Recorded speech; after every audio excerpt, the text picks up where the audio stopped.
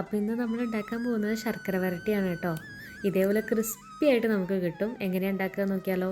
പച്ചക്കായയുടെ തോലൊക്കെ പോക്കി നമുക്ക് നന്നായിട്ട് ക്ലീൻ ചെയ്ത് മഞ്ഞൾ വെള്ളത്തിലേക്ക് ഇട്ട് വെക്കാം. ഇനി നമുക്ക് അതിലേക്കൊരു പൊടി വേണം. അതിനായിട്ട് അരി, പഞ്ചസാര, കുരുമുളക് പൊടി, പിന്നെ ജീരകം, ഏലക്കായ, ചുക്കുപൊടി എന്നിവ വേണം. നമുക്ക് അരി ഒന്ന് വറുത്തെടുക്കണം. നമുക്ക് അടി കട്ടിയുള്ളൊരു പാത്രം വെച്ച് അതിൽ നന്നായിട്ട് അരി ഒന്ന് വറുത്തെടുക്കാം. നന്നായിട്ട് മൊരിഞ്ഞ് കിട്ടണം. നന്നായി മൊരിഞ്ഞിട്ടുള്ള അരി നമുക്ക് ചൂടാറാൻ വെക്കാം. ചൂടാറുമ്പോഴേക്കും പച്ചക്കായ ഒന്ന് മുറിച്ചെടുക്കാം. കയ്യിൽ നന്നായിട്ട് എണ്ണ പുരട്ടിയിട്ട് പച്ചക്കായ നടുവിലൂടെ മുറിച്ച് നമുക്ക് ഒരു 1.5 ഇഞ്ച് വലുപ്പത്തിൽ മുറിച്ചെടുക്കാം കേട്ടോ. ഒരുപാട് കട്ടി വേണ്ട. ഈ ഒരു വലുപ്പത്തിൽ മുറിച്ചെടുത്തിട്ട് നമുക്കത് നന്നായിട്ടൊന്ന് കഴുകി വാർത്ത് വെക്കാം. ഇനി നമുക്ക് ചട്ടിയിൽ എണ്ണ ഒഴിച്ച് നമുക്കതൊന്ന് വറുത്തെടുക്കണം.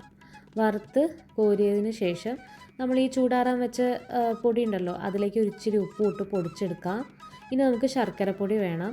ശർക്കരപ്പൊടി പാനിലേക്ക് ഇട്ടിട്ട് 1/4 ഗ്ലാസ് വെള്ളം ഒഴിച്ച് ശർക്കരപ്പാനി ഉണ്ടാക്കിയെടുത്തതിന് ശേഷം അടി കട്ടിയുള്ള നല്ല വായ്വട്ടമുള്ള പാത്രം എടുത്തിട്ട് അതിലേക്ക് നമുക്ക് ശർക്കരപ്പാനി ആഡ് ചെയ്യാം. ശർക്കരപ്പാനിയിലെ വെള്ളം മൊത്തം വറ്റണം.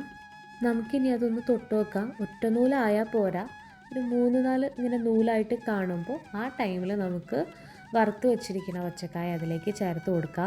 ഇനി അതിലേക്ക് നമ്മൾ പൊടിച്ചു വെച്ച പൊടി ഉണ്ടല്ലോ, അത് കുറച്ചായിട്ട് ചേർത്ത് കൊടുക്കുക. ഒറ്റയടിക്ക് ഒരുമിച്ചിടരുത്. ആവശ്യമനുസരിച്ച് ചേർത്ത് കൊടുക്കാം. ഇടയ്ക്കിടയ്ക്കായിട്ട് പൊടി ഇട്ട് കൊടുത്ത് നന്നായി ഇളക്കി എടുക്കണം. അപ്പോൾ നമ്മുടെ ശർക്കര വരട്ടി ഇവിടെ റെഡി ആയിട്ടുണ്ട്.